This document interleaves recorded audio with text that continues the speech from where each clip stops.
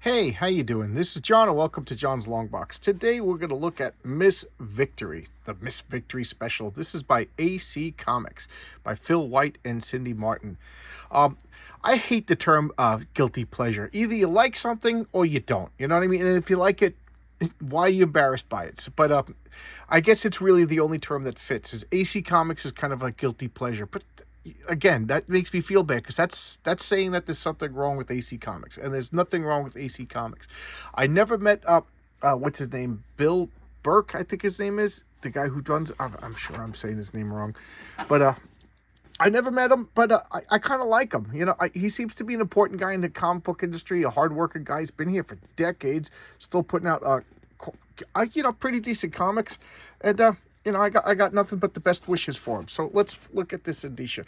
I'm using the tripod. I don't know why I'm talking about the ins and outs of my channel, but I'm using the tripod, and I'm a little awkward with it. Okay, so this is Miss Victory Special Number 1, 1985. 1985 issue. Jeez, something wrong with my brain. But it was $2, the cover price. So I really should have done more research before checking out this comic. I didn't. But the artist Cindy Martin, I pretty sure that she did the 4-issue Catwoman miniseries. Let me know if I'll put it, if I'm wrong, I'll correct it in the community notes. But I'm pretty sure she did that, which I thought was a really decent comic. And I wonder what happened to her. This is like only 2 times I noticed her. But this is Miss Victory. So let's talk a little bit about Miss Victory. She's a public domain character. So they don't own her. She's in the public domain. Duh, that's what public domain means. Anybody can write about Miss Victory. And she was a patriotic superhero that came out in the 40s during World War II. And as far as I know, it was a woman that created her, and she wasn't credited, I think, in the first issue. And it's funny because the first time she appeared, I think a man drew it, and she was very conservatively dressed. And then the next appearance is a woman drew her, and she was very va-va-va-voom. So here we got the splash page. Strong splash page, nothing crazy. And what's going on? She's kids looking at a video of Miss Victory. So, and he's like, wow, Miss Victory is the coolest, blah, blah, blah. Grandma, tell me about Miss Victory. So grandma's telling her grandson about Miss Victory in the prime and how cool she was and yada, yada, yada. Why is that a big deal? Well, guess what? That's Miss Victory. Miss Victory's secret origin is she takes they call them vitamins, but they're really steroids. She takes these steroids and then transforms into Miss Victory. And Miss Victory doesn't age because she's only Miss Victory for an hour a week or something like that. You know what I mean? So Miss Victory is young and beautiful, and she can fly, and she has Superman type, minor Superman type. I always call that the standard array of superpowers, but nobody knows because she's the classic trope. I'm protecting my family. This is her daughter. That's her grandson, and she's happy family, but she works, she knows that she works for the government. And she's like, look at this sexy dress I'm going to draw. I'm going to dress. Why don't you wear this, make you look like a young woman and blah, blah, blah. And she's just like, if you only knew how I dress, the Miss Victory costume is a little va-va-va-voom. So now she's getting called to business. She works for the government. So her cover identity is she has a high clearance and she can't talk about it. So I forget if she works for the FBI or the CIA or the one of those alphabet agencies. So that's her cover. So now I can't talk about it. I got to stop. With the our family did that we had planned, and her daughter's understanding. So cut to this I used to call this the John Byrne effect, but I realize it's the Neil Adams effect. So here we got Miss Victory is looking at a museum of superheroes. So they opened up a museum of superheroes, and she's looking at all the AC Comics in-world superheroes. So the American Commando, no, Captain Paragon, excuse me, and then this is Miss Victory, and this is her military liaison, and they can't stand each other. They just can't. He's just like, our men and soldiers, and he's got a valid point. He's like, our men go out and fight without superpowers, and then you people show up in your flashy costumes and your superpowers, and you get all the glory.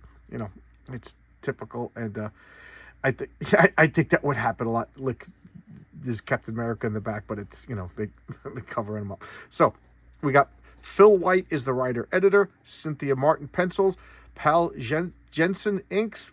I'm sure I said that wrong. Doug Brown letters, Reb Black, that's Rebecca Black colors, Bill Black. I said Burke. Bill Black is the owner, editor in chief of and head honcho of AC Comics, and this is his wife Rebecca. So here we go. Let me know, do you like this aspect ratio? You can see more of my dirty desk, and I kind of I have to admit I do like having my hands free, and so there you go. And I look over the camera at the comic, so it's not as blurry when I look into the. Why am I talking about this? You don't get it. So I like the artwork. The artwork is really competently done, and I'll get to it. So now she's meeting a younger officer, and this younger officer is a man, flesh and blood. And look at Miss Victory. Now, keep in mind, he doesn't have the security clearance to know that she's an older woman. You know what I mean? So as far as he concerned, this is like a whatever. How old is she? 25, 30 years old? Beautiful woman, looking like that. I mean, can you blame him? So he's flirting. And she's just like, I love this. She's flirting with me, but he's so young, So she's torn. She's torn. And she had the child, but she was never married, so her personal life is kind of a mess. That's such a superhero trope, and it works, because, I don't know, it just makes them a little bit more relatable when superheroes have problems, so that they're not perfect. That would be funny, make a perfect superhero, like Jack Reacher. That was the whole premise of Jack Reacher. What if a guy was just better than everybody, let's see now. So they're getting in the car, and they're making plans to maybe make plans, and he's apologizing because he came off as a crass jerk, and now he's apologizing. He goes, listen, I'm just intimidated. You're a super being. You do not understand the effects of super beings on normal people, and I can understand that. So here we have this weird looking submarine, and I love this drawing. This drawing right over here is what made me say I'm going to showcase this comic. This is the supervillain du jour. I don't know if she's ever showed up again, but then again, FemForce is really the only comic that's still continuing out of all of these ACs, and it's up to 200, and I'm only up to issue 17. Whenever I put in an order for back issues, I'll get one or two FemForces. You know what I mean? I could go nuts and buy a whole bunch now, but that would just drive me crazy. So I like to, if I binge read comics, I never seem to remember them. All right, so here is Miter. She's like, that's my victim over here. And I just love this drawing.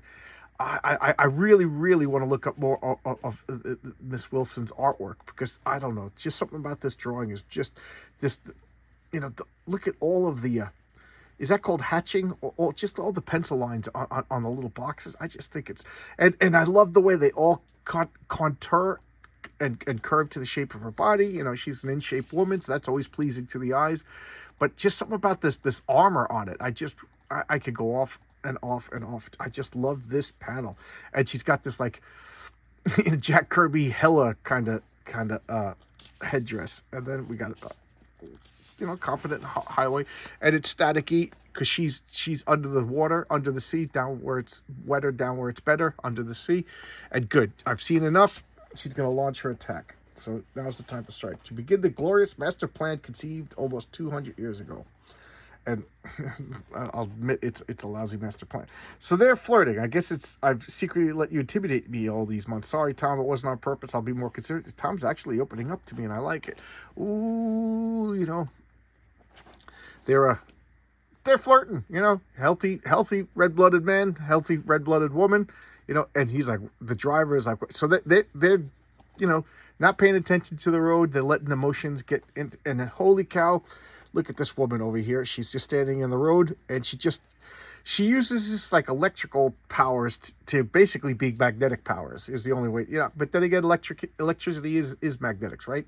So, and the car's just getting flipped around. And he's like, what's going on? He's levitating the car. He's like, he's obviously after me. I'll handle this. And she's like, so what do I do? Do I go and fight, or do I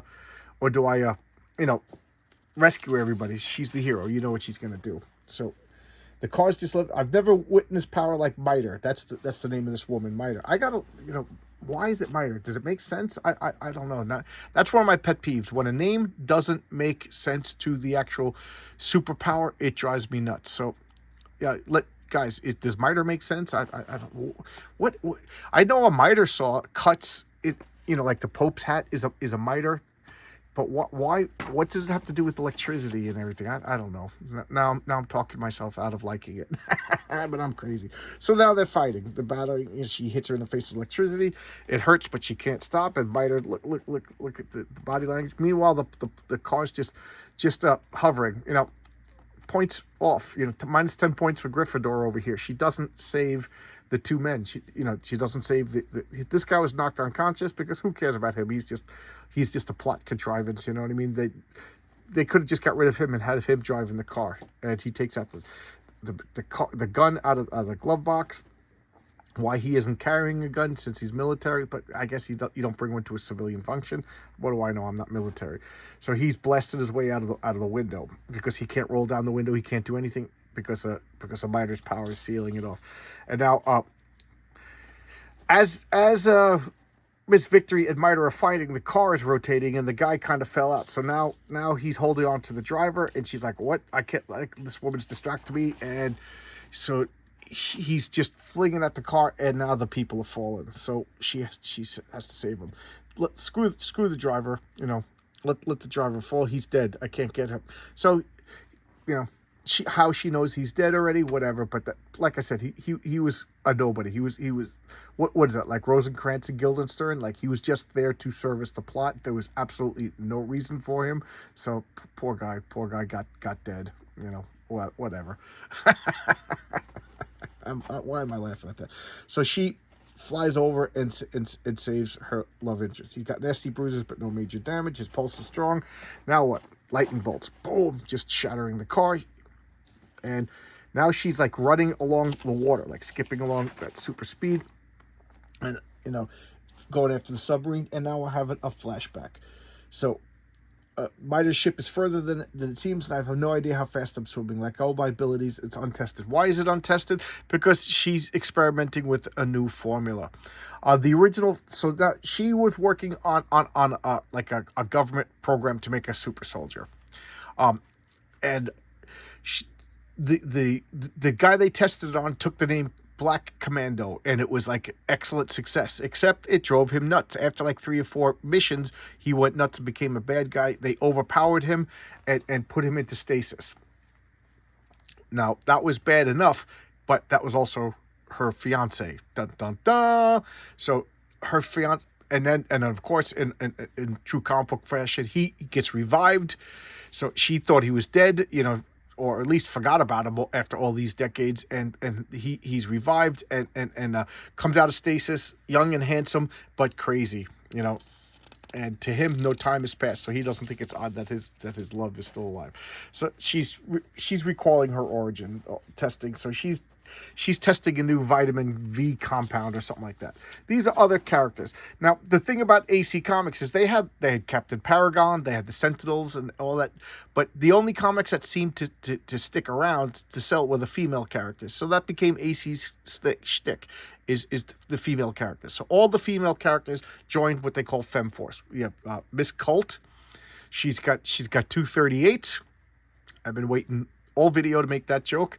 We got Tara of the Jungle, and she is like her father's rich guy, and they have like this ecological paradise artificial island off the coast of Florida, and she like rescues animals there. So she's like Carol Baskin, is that the woman? But hot and legit.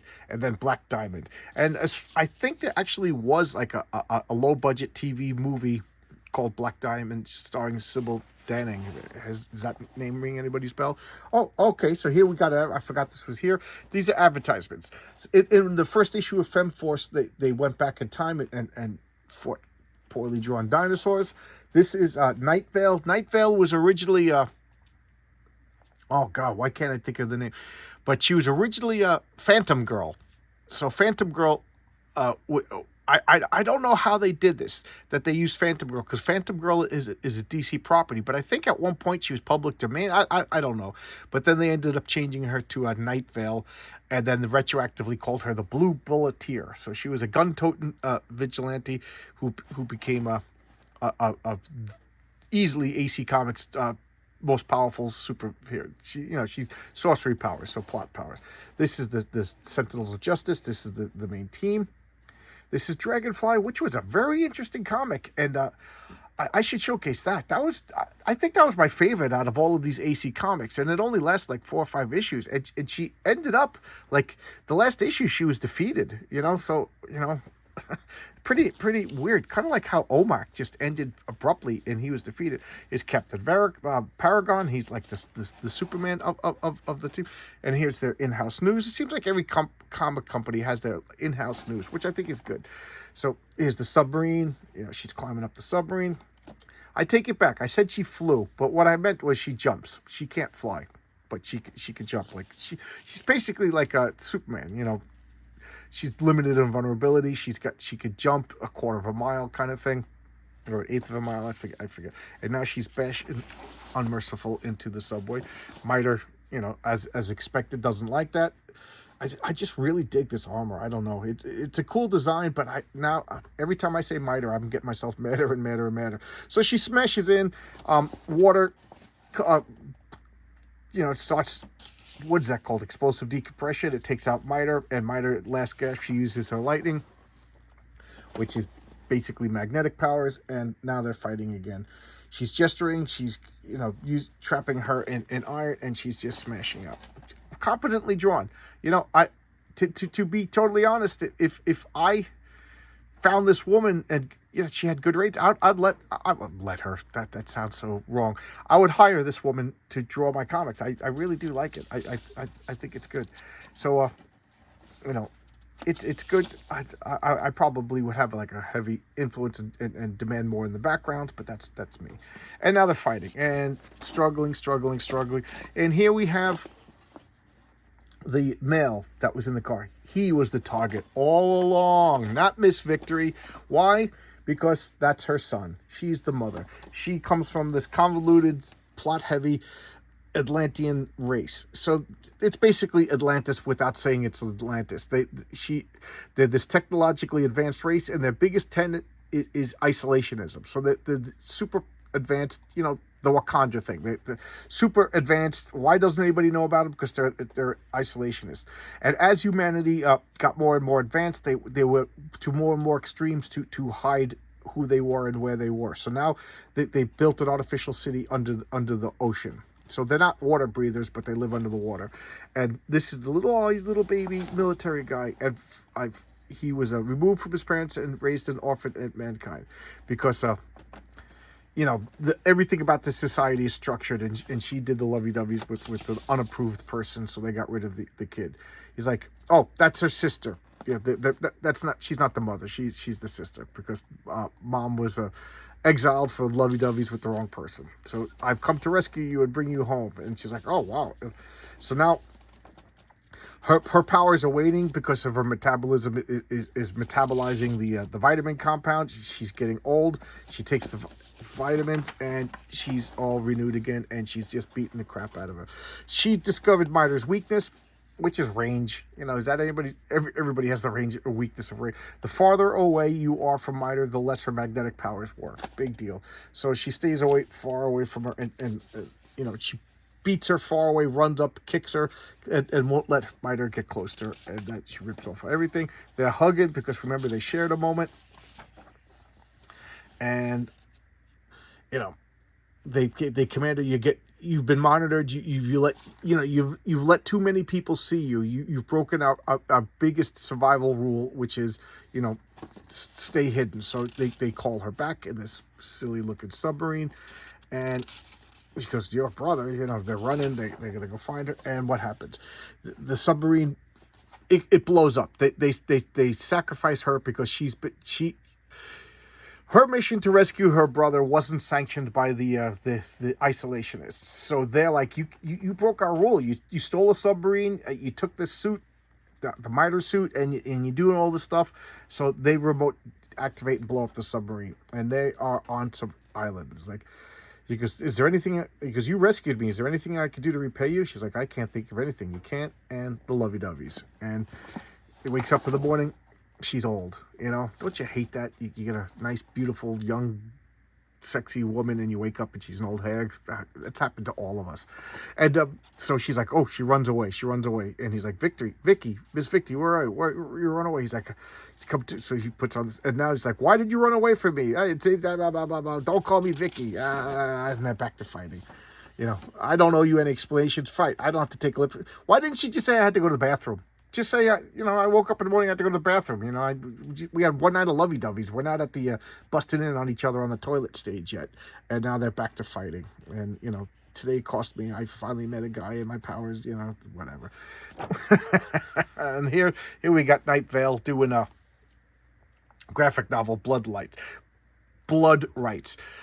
It's what you think it is. It's a poor imitation of Steve Ditko, but you know, I like it. You know, it's no great shakes. So this is a Miss Victory special. I don't like the term guilty pleasures, because if you like it, own it. You know. So there you go. That's today's video. I don't want to start repeating myself. I'm learning when to stop, but I will ask you, what do you think of this aspect ratio?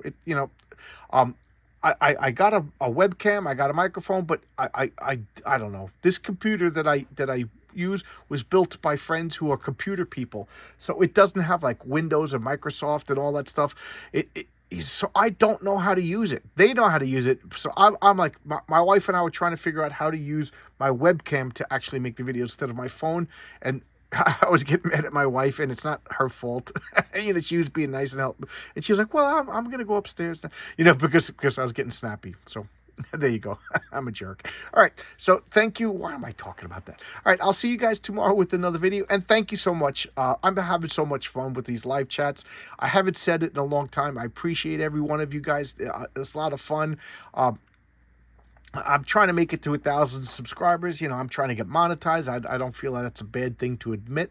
You know, there's nothing wrong with it. I just want to get a couple of dollars to help pay for more comics. You know what I mean? Like, who doesn't want to do that?